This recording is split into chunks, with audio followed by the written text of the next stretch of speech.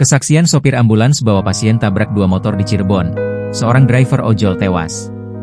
Berikut ini adalah kesaksian mencekam Jojo, 62, sopir ambulans siaga Desa Kamarang, Kecamatan Greget, Kabupaten Cirebon, yang terlibat kecelakaan maut.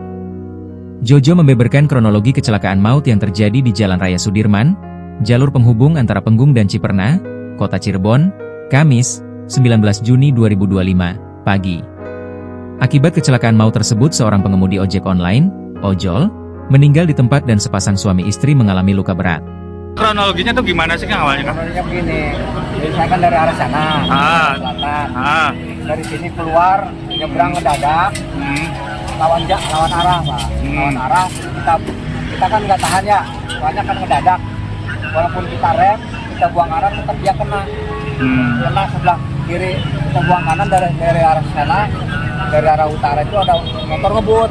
Nah, udah kita nggak bisa nahan lagi, dia nabrak mobil saya. Berarti nabrak berapa motor? Dua. Pertama yang nyebrang ngedadak lawan arah, yang kedua yang dari arah utara, kecepatan tinggi. Oh, berarti menghindari mobil ya? Motor ya? Menghindari buang kanan. Ini rencana tuh ambulan atau apa ini? Dia mau ngantar pasien. Oh, mau ngantar pasien. Jaga desa ya. Saya bapak saya dari pindah tadi ke angkot, ke dianterin. Ini dari mana mau kemana? Dari rumah mau. Jojo akhirnya buka suara dan mengaku tidak bisa menghindar karena situasi di lapangan terjadi begitu cepat dan mendadak. Saya kan dari arah sana, dari Kuningan.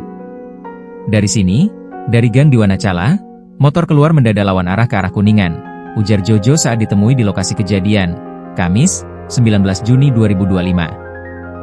Selain itu, Jojo menjelaskan bahwa dirinya sudah melakukan pengereman secara mendadak. Kendati demikian, sepeda motor yang ditumpangi sepasang suami istri masih tertabrak di sisi kiri ambulans. Kita kan gak tahan ya, soalnya mendadak.